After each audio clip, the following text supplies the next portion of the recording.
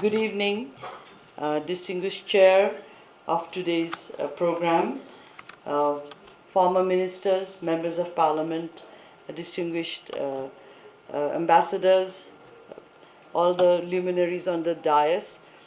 It's very difficult to give a good speech when after Mr. Acharya. He's one of the best speakers I've ever heard in my life, and I think today what he spoke was really a summation of what Nepal's foreign policy has been since a very, very long time. One of the things I often get asked in private, but I mean, I'm a public person and I've been told not to say what things happen in private, but a lot of countries, whenever I meet them, always ask me, what is your position like since you all are strategically placed between India and China, two of the biggest and now very fast growing nations of the world. So I always tell them, the person who created Nepal, our great king Prithvi Naran Shah, he taught us a lesson that is in the mind of each and every Nepali. He said Nepal is like a yam between two large rocks. So always make sure you keep your balance, otherwise one rock might roll over and crush you.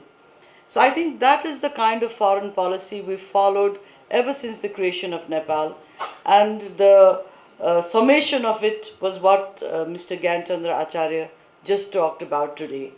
What is Nepal's foreign policy, how we've kept the balance, and how we've successfully maintained our sovereignty, our identity in the world, and our contribution to the global, not only the global economy, but the global polity as a whole, because we are a valued member of the United Nations, we are a valued member of the peacekeeping, and we are a valued member of the whole world.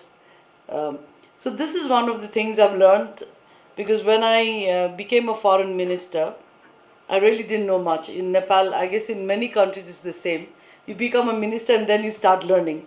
So you have to learn by instinct, but I guess I had a slight advantage because being the wife of a prime minister, I had some vicarious learning from being right next to him for many years. So it was a field that I,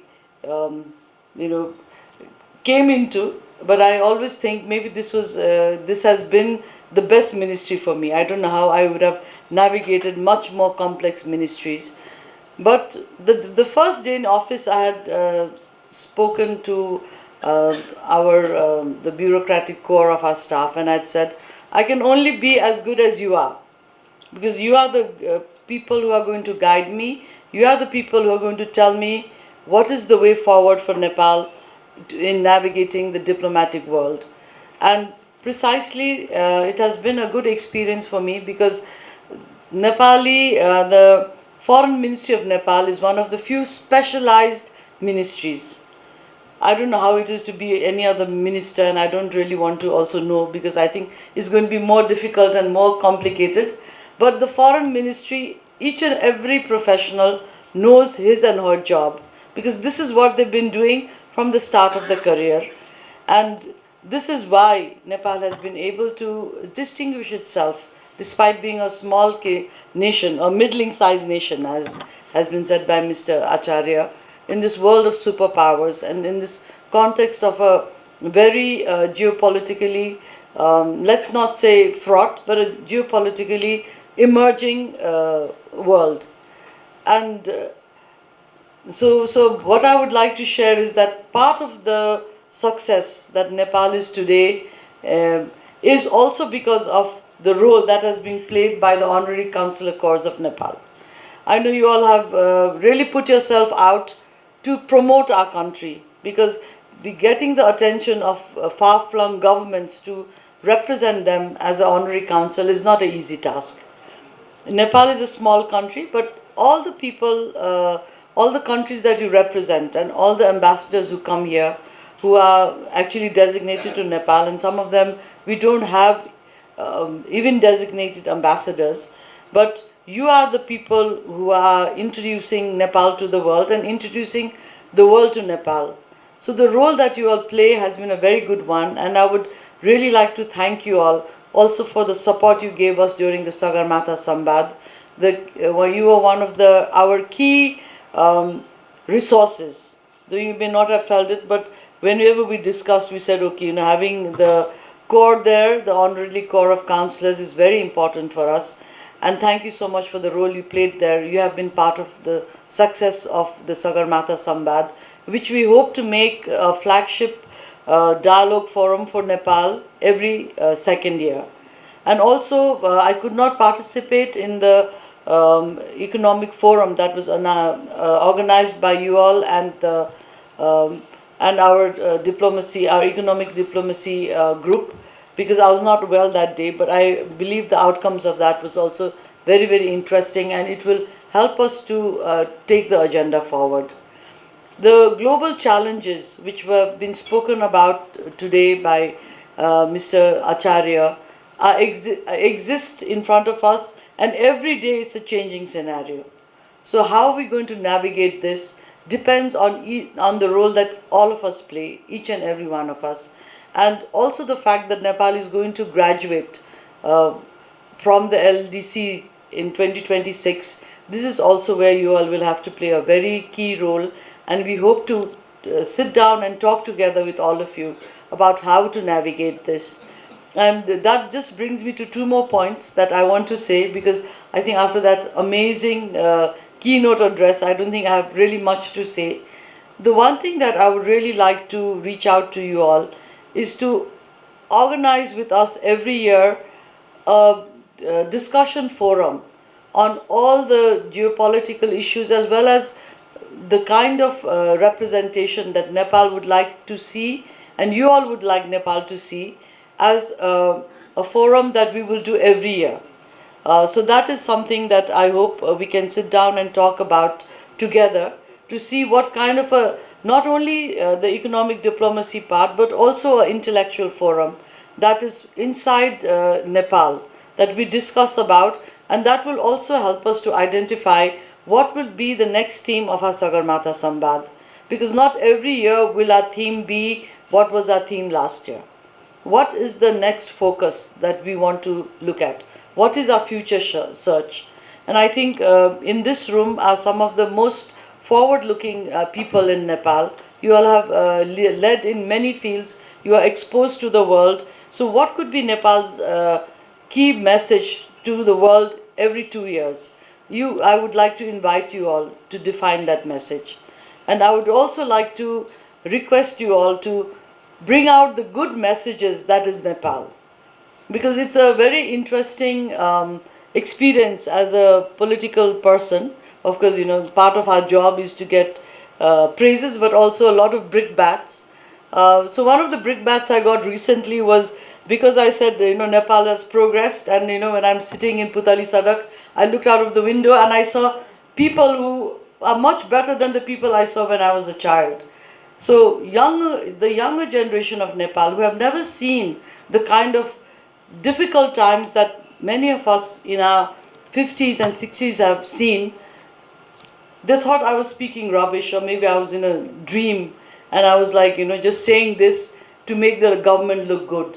But really the message from Nepal is a good message. That's why we are graduating from a least developed country into the next status. That is why we are being recognized globally for the hard work that Nepal puts in as a country, as a people, and as a community. But these messages need to be given out. I would like to request you all to please speak up, to say the message from Nepal is not that bad. Even today in Parliament, one of the MPs, he's from the opposition party, but he's a very good MP. He always speaks a lot of facts. So he talked about how many people are taking NOCs and leaving the country, how many people are leaving on to travel abroad or to work abroad. And his question was, what is there in Nepal? What is the hope? sitting in this room, I think the hope is you all. And you all have to say there is hope there. And there is hope. Because I have seen Nepal, I have been traveling. Last time also, I tell this in a number of forums. I may be speaking English, I may have cut my hair, I may look very, in a way, like, westernized. But most of my work is out in the field, in the most remote parts of Nepal. And I have seen in my lifetime changes I thought I could never see. I didn't imagine that there could be so much change in one lifetime. And this is a journey all of us have lived. But the new generation, the Gen X, the millennials, they have not seen that. Of course, their hope for a better Nepal is a good hope. But we have to tell them that what is the road we travel to reach here and what is the road they can travel. Their road to travel is not running away from Nepal. Their road to travel is making this country better. That is a message that I would like you all to give, because this is the message that you all have been giving.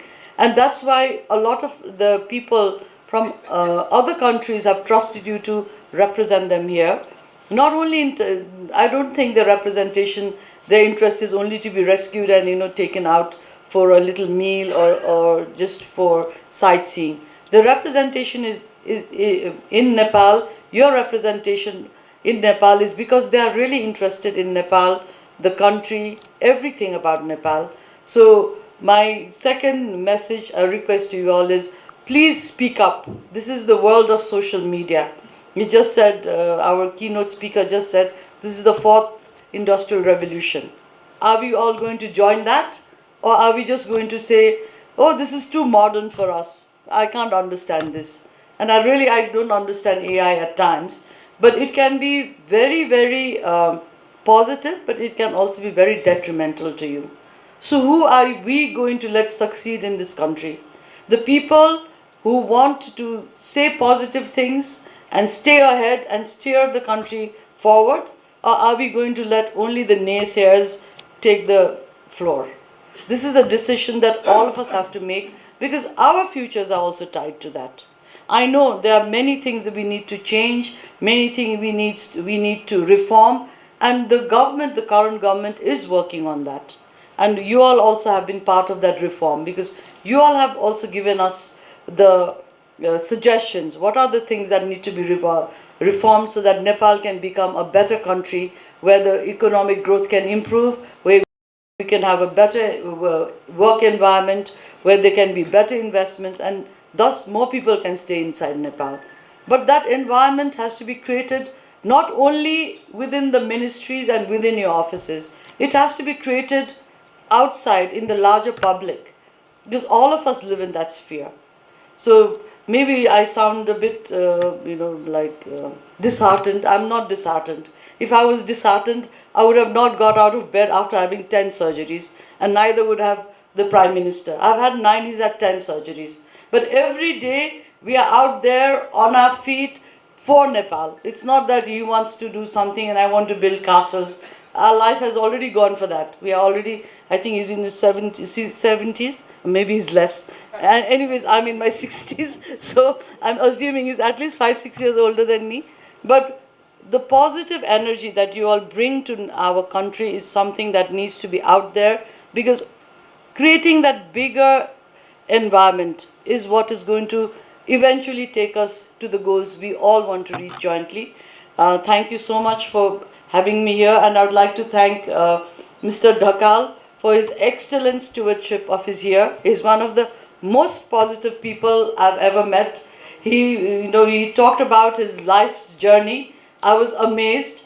I don't know many people in Nepal. I know some of you living here, but I always assumed he must have inherited a lot of sampati and become this fancy rich guy. But he's worked hard through many, struggles, and look where he's reached. And he has really, wherever we go, when we are abroad, I'm so happy to see him, because whenever there's a private sector event, then I think, oh God, who's there from Nepal? Who's going to say something? But he's there with his real achievements, very tangible achievements, and he's done great work with us. He has helped us. He's helped the ministry and the government at every juncture in his 1 year of stewardship. Thank you so much for it. And I would also like to the next dean. He's somebody I know from my whole life. I won't say how long I've known him, otherwise he won't talk to me after my speech. But I've known him since a very, very long time. So I won't say how long, but I'll say he's slightly older than me. But but I know he will also do a great job. And again, thank you so much for everything you've done in this 1 year and the things you do for Nepal. And I would really like to thank everyone for inviting me here today. And best of luck to HCCN. And I hope we can work together to make Nepal a better and even more famous place. Thank you so much. Namaste and Jai Nepal.